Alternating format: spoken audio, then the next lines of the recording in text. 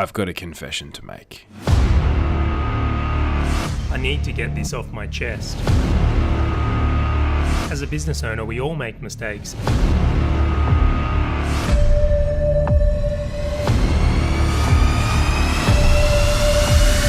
I've got to confess. And we are live. Welcome to episode 4, Kim Barrett. Making it. Yeah, absolutely. Let's get some fingers up there. Episode 4. We're on a roll, man. We're on off to the races. I'm starting to get concerned because after episode 10, we're just going to be shaking our hands at full wave there. Lots of flashes. Absolutely. So we're here again and we're in for another episode of Confessions of a Business Owner.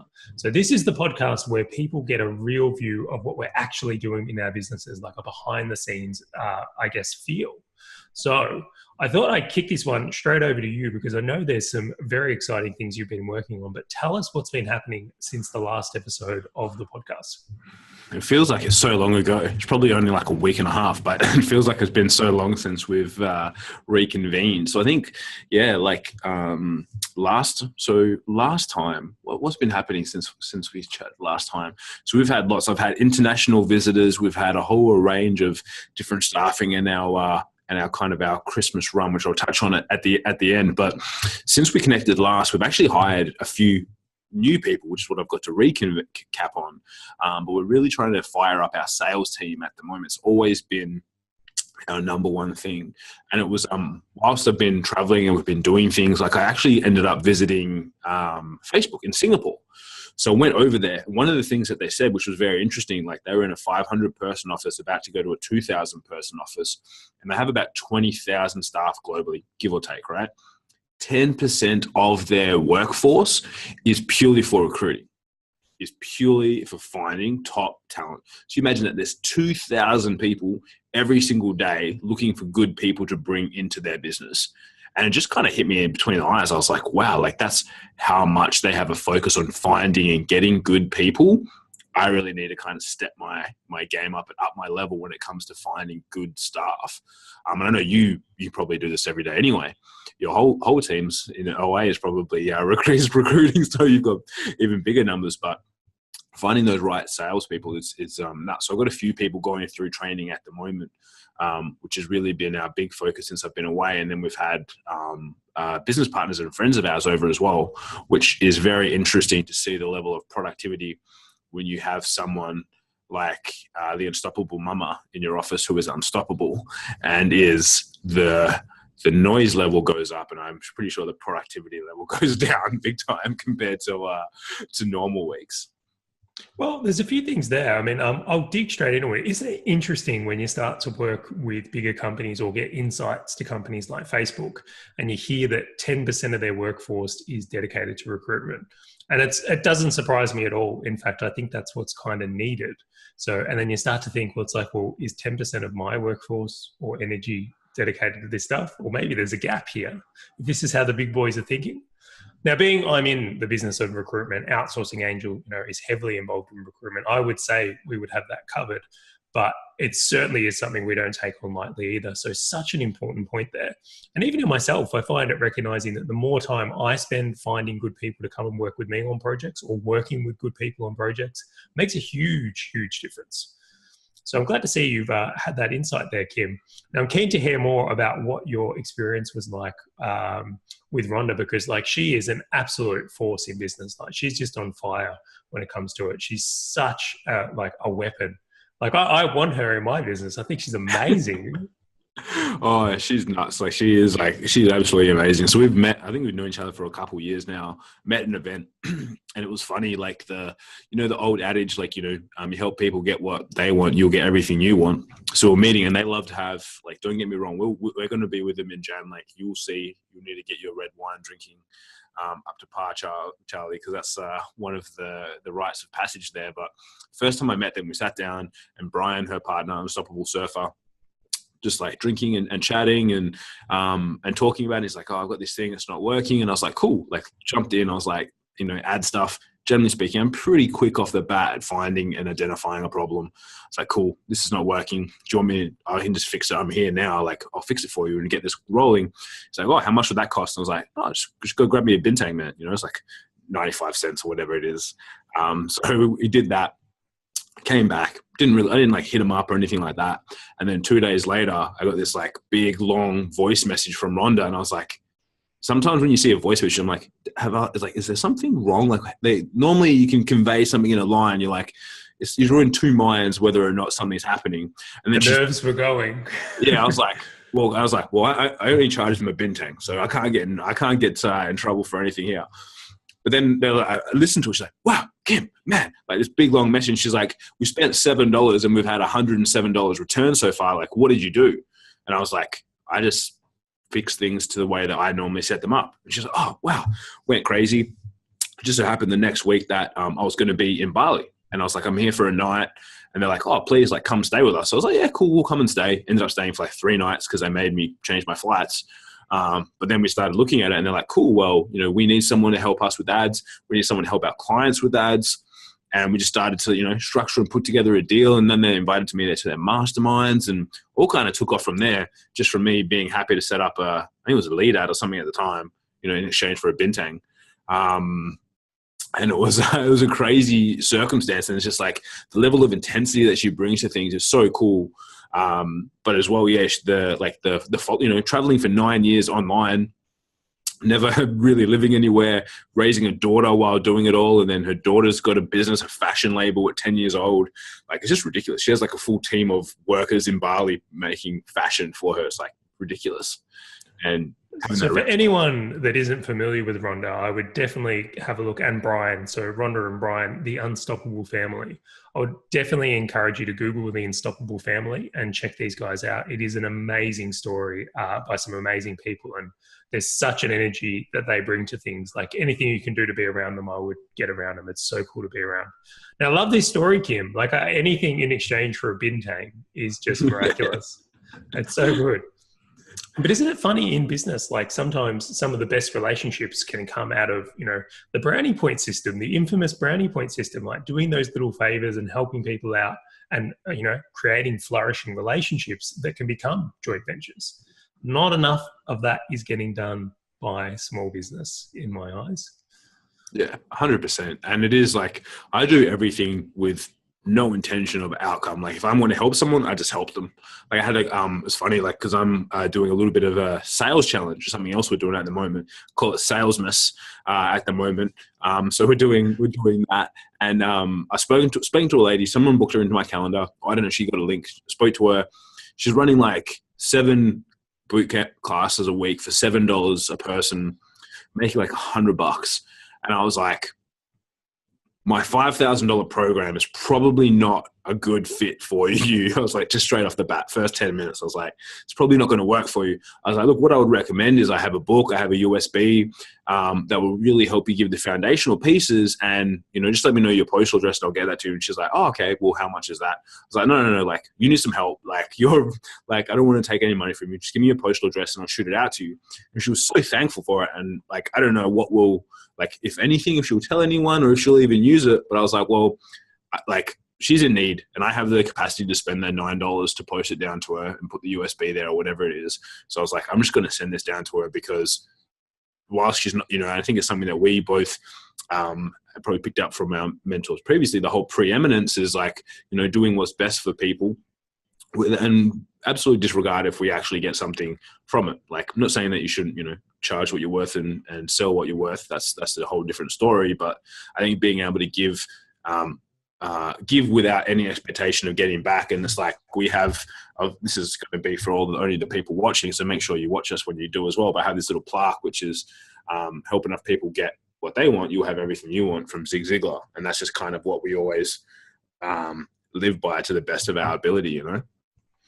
Well, it's funny because don't you see that when you act like that, that circumstances arise where you get things back anyway? It's like, you could never have known with Brian and Rhonda here that bintang exchange for a lead ad would lead into a great relationship that you have now. So it's like, somehow, like, I know this might sound a little bit woo-woo, but it's like the universe has this stuff sorted sometimes. Like when we have those moments and we can give, and especially if you're in a position to give, it always comes back in such a bigger way. And I think once you've had that happen to you a few times, you start to appreciate that ability to give. Like it might be in the example here with this person you've helped with that USB is if they do the things, they might crush it and come back to you and be your ideal client, or they might know someone, or they might work with you in another capacity at some point. And I think that's a really important thing to have in business and just in life, in all honesty. Yeah, 100% agree, man. It's I think everyone should operate kind of from that level, and if they do, world would be a better place. Absolutely. So how's the sales team doing then? We've mentioned this as well. We've got, what is it? Salesmas challenge. So here's a cheeky little thing I did here as well, obviously, putting my confessions on. So there was a company that was giving away a prize if you had 5 people join up to their software I've used before, blah, blah, blah. And the prize was ridiculous. It was an iPhone X in exchange for 5 people on a $49 a month thing and a $200 Amazon gift card. And I was like, hell yeah, I'm getting 5 people on this $49 a month thing, and I get an iPhone X. But what I did now that I'm getting the iPhone X is I'm using it as a prize for Salesmas. So Salesmas is from the 11th to 21st of December. Whoever has the most cash received from the sales team can choose from, and here's another cool little thing I did, choose from the iPhone X or the mystery box. Right. So they get to choose between the two. So they get to see if they want the iPhone X or the mystery box. And the mystery box is getting a lot of attention so far. Everyone wants to know what's in the box. I couldn't resist. I would pick that straight away. But I think that's so great that you've found a way to incentivize you guys in December, because in previous episodes, we've spoken about, December is notoriously a month when people pull back, but time and time again, Kim is putting the throttle down. So how are the guys doing so far? Are they taking to the challenge? Look, to be honest, not really. We're only like 2 days in. We're only 2 days in. One of them was away on the first day. And then I have a whole other conundrum with one of the other sales guys. But what I decided to do is also put myself on the board, and also one of our good friends who's going to be hiring some office space from us, Calvin Coyles from company YWS. So we put both ourselves on the board as well to give the guys some competition, not only competition, but also to show them what's possible. So that's up there. So I think that will give a good push. And it's like, I think normally it takes from my experience, it takes about a day for people to really kick into that the competition's firing. And it's like, now that I think they've seen, but to be honest, me and him had ridiculous results in the first 2 days. It's kind of like, should I stop putting mine up? I don't want to scare them away that they're not going to now be able to win. But because we put together a new program, so we both started selling that, which has done pretty well so far. But I don't want to scare them off too much. But we put it up there to show them also what's possible. So, to be honest, they're not really performing at that level that I want exactly. And there's a few things for that. We've got one of our sales mentors in helping us a bit there. But it's it's been an interesting one. And that's why it's like, for me, my 10% for recruitment is just for the sales team. I just need to find more and more good people for that area. Because once that's firing, like everything else is kind of on point. And that's my main constraint, if you will, at the moment. Well, it's certainly a good area to put some attention. And I'm sure if you do put 10% of your, recruitment's effort into those sales guys directly, with what I know you can do with lead generation and the rest coming from, what you do as a business, it just stands to be such a good investment, because if you pick up that area, it enables everything to flourish. Yeah, 100%. So that's our big focus. So it's done well though. Like Salesmas is kicking off, and like we've talked about having that big December. It's like, so far it's pretty good. I will get a little cheeky government help from an EMDG grant that comes through too. But hey, I claim that as something cool that came through. So I'm pretty stoked with that. We actually ended up getting that, so I'm very happy with that coming through in December too. So what's the grant? Tell me a little bit about the grant. The export grant. So this is something cool. So for anyone that's in Australia, this is extremely relevant for you if you create products or services. So if you create an Australian product or service and you market or sell that overseas, you're promoting an Australian export. You've created something in Australia and you're exporting it overseas. A lot of big companies, like I used to work in grain trading, which is where I found out about this originally. So we're selling Australian grain to Vietnam, Malaysia, blah, blah, blah. But if you do that same thing with a product or service, you get, and here's the kicker, right? This is a cash rebate. This is not I'll take it off your taxable income. This is cash put back into your pocket. Any overseas flights, accommodation, marketing expenses, travel expenses that you spend in promoting Australian products overseas, you get 50% back cash monies. So if you... That is huge. I'm just sitting here and I'm going, I think I'm in this category. Like, I think that's me. Yeah. So 50% back cash money into your bank account. And it's just like, it's crazy. So if you're an Australian product or service provider that promote and sell overseas, you run ads overseas, 50% back on your Facebook ads. You go travel, go to a course, anything like that, 50% back for your flights, 50% back for your accommodation, all that fun stuff. Dude, that's amazing. Hopefully anyone listening to this will investigate. And what was the name of that grant again? It's the EMDG grant. So it's like EMDG grant. Yeah. I'm sure if someone Googles that or has a look into it, they'll see if they're suitable. What a great way to assist with anyone who is selling things overseas, though. I think that's brilliant. I'm glad we've got that. Yeah, it's really good. And it's like the government does, that's, like I have many qualms sometimes with the government, but it's one thing that they do, really well. So I'm pretty stoked with that. Yeah, dude, that's huge. So that's cool. I mean, that's pretty much been my last couple of weeks in a nutshell. But I'm very interested to hear, because I know you've been up to some exciting stuff, Charlie.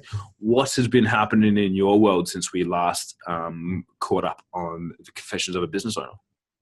Well, I've got a lot to confess this week, and it's crazy. It actually hasn't been that long since we recorded, but it feels like it's been ages because of all the things that have happened in between.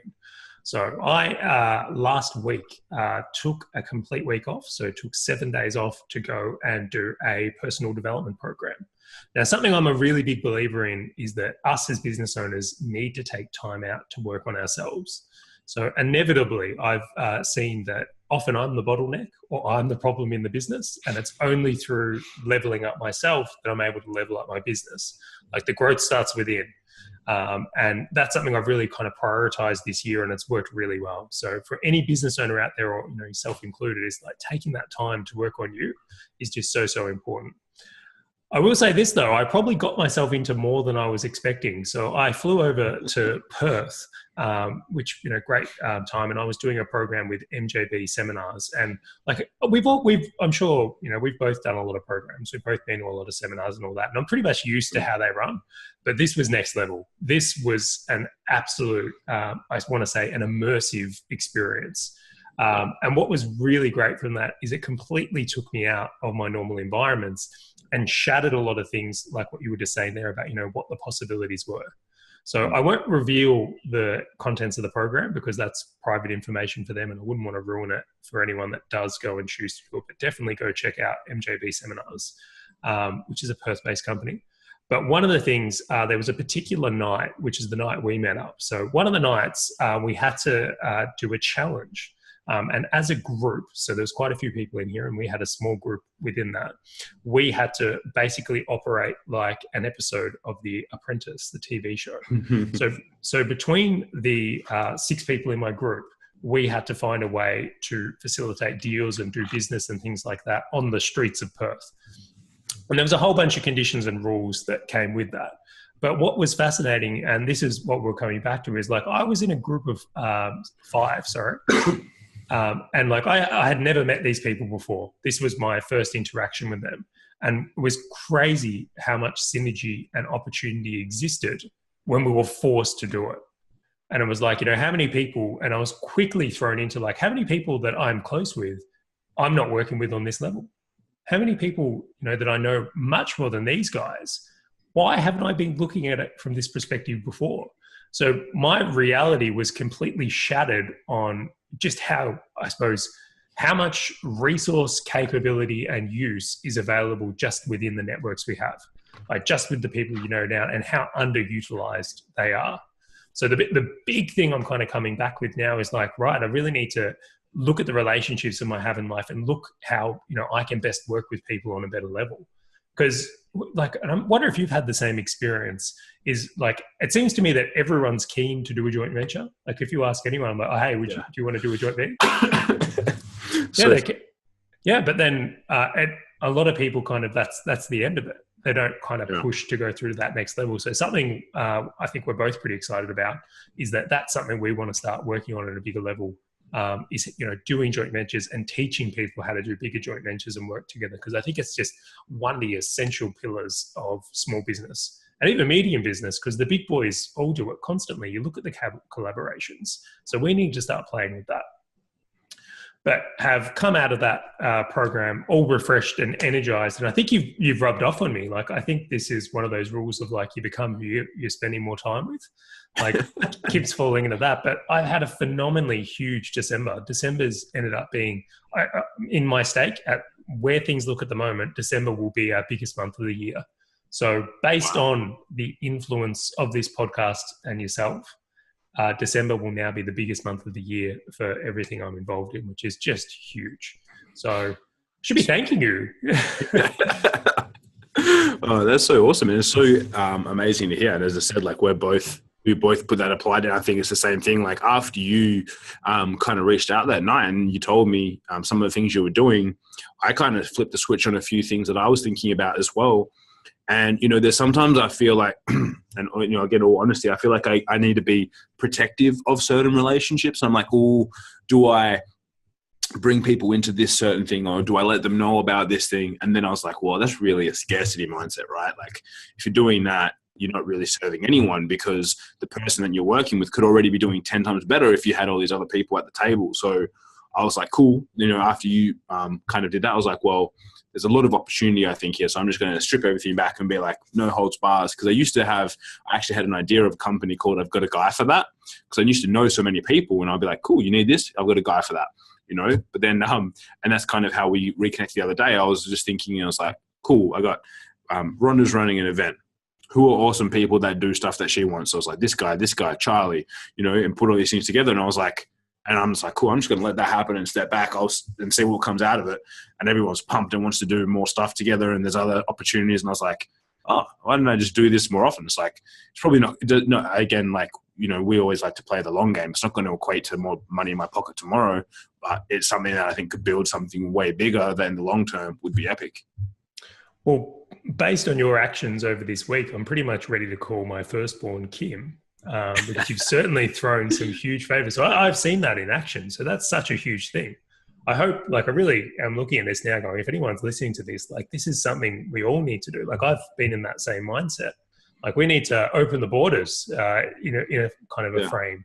Pull down the wall. Exactly. It's about what we can do together. Now, I want to come back because I want to talk about some things going on with Bali and the rest soon. But I want to talk about one more experience that I've had this week.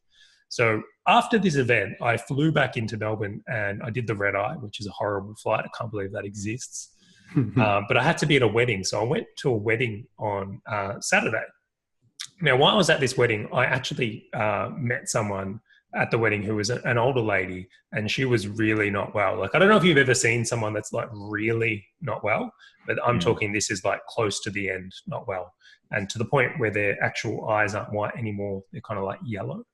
Now, it's noticeable, and I've seen this before in my life. And what was so interesting is I got to speak to this woman and I got to see her in action and all the rest.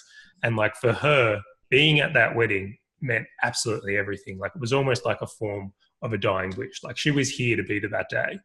And it really had this profound effect on me. I was watching this and how appreciative she was of every moment, and how, connected she was to everyone around her was just on another level to where I was at. I was, let's say, a little less appreciative of things than she was, but it really paused me up in looking at it and going, remembering what's important. So it's nice to have those moments, and the effect she's had on me is just appreciating how lucky we are to be able to do this stuff. Let's not waste time on things that aren't important. So if you're in business and you want to swing for the fences, don't hold back. Get into that stuff. It's time to go. This is it. So that's what's been happening in my last week. So I haven't necessarily been, working on the same level as I was from there, but certainly some huge things in the works for us both, by the sounds of things. Yeah, no, that's awesome, and it's good to hear. And if we can circle back to, again, these, what feels like many months ago, probably 1.5 weeks. Last time you'd brought on a new, for all intensive purposes, 2IC, second in charge, right hand lady. And I would love to hear, obviously with you, very early, and I don't know, I wasn't quite sure if she's on full, she's in right now. It's first week she's in, you're like, I'm just going to duck out for 7 days, going to be offline, see you in a week. How did that come through from last time she'd started and you said you were pumped with her, and how did she deal with that whole period of time? Oh, Kim, you spotted my confession. That was not very well planned out at all. You spotted something we need to address on a huge level here. So this is the update from last week. I mentioned I'd hired a 2IC and everything like that. Now, as I said, my knowledge of what the program I was going into was that I would probably have time to work with this person. I'd probably have time to do all these things, and I just didn't. Now, you actually shot a great video the other day, and I was watching this, and that when you travel, you find all the holes and problems in things. So if you're traveling, you see where you've gone wrong. So I could see what was coming. I could see that I was about to have a new person starting in their second week, and they weren't going to have much to do. So I come up with a few solutions here that went all right. So the first thing is, I would just say the best thing ever at the moment for me with project managing and onboarding is Asana and Loom. So if you're not familiar with them, Asana is a project management tool and Loom is a screen recording tool. So what I did is just recording videos flat out. I'm absolutely recording myself going through everything and putting that, and I quickly turned that into a training library. So what I did is create a way for this person to train based on these videos and all the rest from there, so that we're getting a huge amount of experience and work done. But I'll be the first to say, not at a level I would do, and I'm certainly taking a lot of experience in that. So, this is a huge topic in itself. We could probably do a whole podcast episode just on this, but certainly something that I think gets mismanaged a lot when people hire people, myself included in this experience, is you've really got to allow the time to nurture and train them in those early days so they flourish in the way you want them to flourish. So I've done some work with Joe Dispenza, and he talks about the idea of a habit takes about, I think it was maybe 90 days to form. So when you look at that, if someone's coming into your business, the first 30 days is you want to start them on the habits and ways you want them working. You don't want them forming their own habits that maybe aren't in line. I don't mean they're not going to be, from there, but I think if you can guide the way people are working and how you want them to work, you just get such a phenomenal result from it. You get a much bigger result. And then down the road, it pays huge dividends. So that's how I handled it. That's how I got through from there. But this was a messy takeoff, I won't lie. Certainly have to cop that one on the chin and just accept any unproductivity that came from it. Yeah, no, it's good to hear. And I was always curious because it's as I said, I know that experience so well. When you go and you start someone or something happens and you go away, it's you go, oh wow, I thought that was taken care of, and you're like, cool, you forgot to tell people how to check the mail or something like that, and it's just all the cracks appear out of nowhere. Yeah, it's oh shit, I didn't give no logins for that. Yep, no, forgot that one. End up to quickly doing that yourself, but good lessons to learn from there. And it's always one of those things because we know better. This isn't our first rodeo. But again, learn from well. But saying that, coming into this week, absolutely flourishing. So Lisa is her name, so I can finally name her here. She'll probably be mentioned at many a times on this podcast, but this week being back and us being able to connect and talk more, coming into her own, I think she's a really good pick, and all signs are pointing to long-term hire here. I think this is going really well. So hopefully she won't hear this though, and or we'll hide this episode for a little bit, so we'll keep her motivated. No, I'm joking. So on the reverse of that, Kim, I've been dying to know about how you've been going with Kat. How's the new girl from your side? So Kat had a skyrocketing start when it came to booking appointments, which is what she came in for. So she's done a tremendous job. She's very thorough, but she's finding, as all salespeople find, or anyone doing phone stuff, is once you stop with the leads that opted in 2 seconds ago and you get down to the 1 week, 2 week, 3 week, 1 month, the people that opted in still haven't been able to get a hold of them over that time, but they're, not the dregs, but they're kind of the coldest of leads that you have. She said, Kim, this is, what did she say? It was yesterday she sent me a message, Kim, this is soul destroying. And I was like, no. It's character building. I'm helping you build character here. No, nice reframe. Nice reframe. Had to flip it on, and I was like, it's not soul destroying. It's, you've just got to get you've got to get used to, like, this is what it's like. It's like you've got to have the 100 no answers to get the one person who then buys something. It's not going to happen straight away. So the appointment numbers have obviously, with the colder list, have started to slow down a fair bit, but she's managed to get through a lot of the start. She's helped, again, identify a few kind of like little leaky holes here and there. But then she sent me a message as well. It's like some things that I didn't think would be a problem. She's like, oh, we had 2 people cancel their appointments because they didn't get a tailored SMS reminder. And it's like, we had an SMS reminder. It's like, cool, your call starts in half an hour. Look forward to seeing you then. Like, they really thought that the SMS reminder was going to be more tailored to what they were going to get on the call. And I was like, cool, if you can ask them how I can, in 100 characters or less, personalize and tailor an SMS to them to encourage them to show up on a call, I will absolutely change that whole system. I was like, I have no idea how I can make that better, because we made a big change with all our reminders and sequences and stuff like that, because we had a bit of issue with no-shows, which we've kind of addressed now. But then it's like we have a new issue where people are like, oh, your reminders to get me on the call to help me grow my business are too generic, so I don't want to do business with you. That's an odd one. I can't say I've ever heard that before. But I mean, there's so many things to look at here. And the first thing I'll say, if I was ever going to hold a sales world championships, I would want it seen it done on leads that are a month old.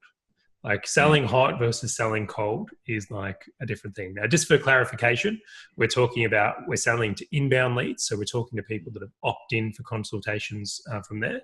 And there's just a massive difference in how people react when they've just opted in versus to if they're a bit of an older person in that pipeline. So can I make a suggestion? I can put something forward here. I've got an idea. Please do. Okay, so for leads that are older than a month, I would even say older than a fortnight, have you thought about doing a re-engagement opt-in?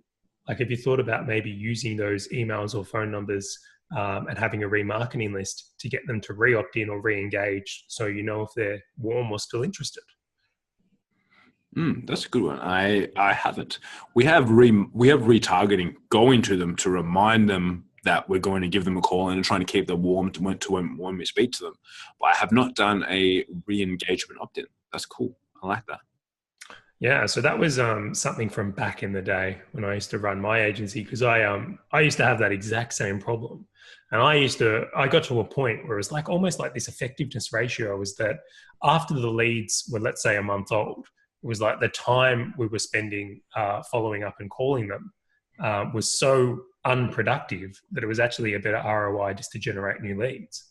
So we kind of made the decision that would work with a re-engagement, and that worked really well. So obviously a lot of time has passed, and I'm sure there's new strategies and things you can probably think of from there. But if there's anything I can think from that is that, for older leads, I would almost in these days want them to re-opt in or have a specific piece of content for that group that is a little bit more personalized, get a little bit of a fire in them. So they're much more likely to make the call. I like that. I'm definitely going to apply that, and I'll share how we go. See how we go with those all the oldies. Dude, that's the way to do it. Now, can we share some big news, or are we under disclosure? I think this episode won't be released till after anyway. We're fine. Go for it. So me and Kim looks like are going to be in Bali at the end of January. It's end of January. Yeah, 21st to 25th. Bang. And we are speaking at the Unstoppable Family event. Now, does the event have a name, Kim? Well, it's going to be the Secrets of the Experts Unstoppable Mastermind. Damn, that's a nice title. Did you come up with that one, or is that Rhonda and Brian? It's a reverse engineer of Russell Brunson's Expert Secrets, kind of, but don't tell him that. It's cool. Well, I know he's a big fan of the podcast. He's probably going to be tuning in at the moment. Yeah. No, so yeah, we actually tried, and again, we went to launch with a similar event, similar style in Vegas in June. We had the name, everything sorted out, but we had, supposedly good speakers were going to support and all this sort of stuff, and they just didn't non-responsive. So we ended up canning that portion of the event. So we've had this kind of in the back of our minds since probably June. And this was just going to be the Unstoppable Mastermind. But after the last week and a half of discussions and possible JVs and blah, blah, blah, we're like, cool, we're going to bring that name back and really put a big push on for it. Dude, it's going to be so much fun. So to give people a rundown, if you are interested, end of Bali, speak to us before then. I'm not sure what date this episode will be released at the moment, but if you were before then and would like to join us and come and be a part of that experience, we'll make sure we've got links and info below. I tell you now, there's some killer speakers, and knowing Rhonda, she's not doing anything by halves at that event. So definitely worth getting along to and coming to spend some time with us. This is a good chance to connect with us. Yeah, buy us a bintang. It's where all great conversations start. Now, I've heard a rumor that you might trade Facebook ads help for bintang based on the start of this. You still do that? When I'm with Rhonda and Brian now, it's generally speaking red wine only. I kind of upgraded from the bintangs, but hey, especially because it's all inclusive resort, so you will the bintangs will be freely flowing. Who knows who will get what there?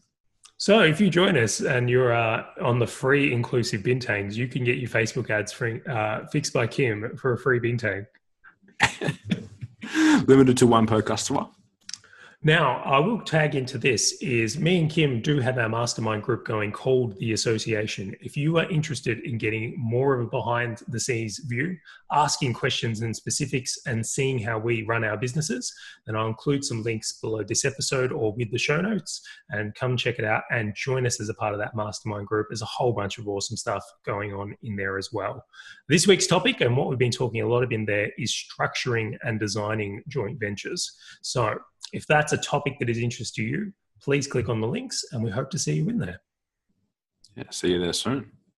So have you got any final thoughts here, Kim? Is there anything else we want to discuss or share with the people that are engaging with this? I think this week I think we've done a pretty solid job. Pretty happy. We ticked all the boxes off. But yeah, obviously make sure that you guys tune in next week to hear how sales mess is going. Find out more about how we're dealing with stuff up to and over Christmas, because obviously, again, as well, Christmas, spending time with family, offices are shut. So going to throw a whole other, beautiful array of business problems and opportunities at us, which will be interesting. Yeah, so what I'm going to share next week, and the topic I want to go through there, is setting things up for a strong start to the year. So something I'm a big fan of is you don't start your year at the start of the year, you start it now. So, it's early December at the time of recording this, and I'm putting a lot of effort into early Jan. So I'm hoping that that has some influence on people that are listening, and they don't wait till mid-Jan before they get into gear. Definitely. All right, Kim. So let's wrap it up from here. That's the end of another episode. We'll be tuning in next week to get another update and hear your confessions. See you all next week. See you guys.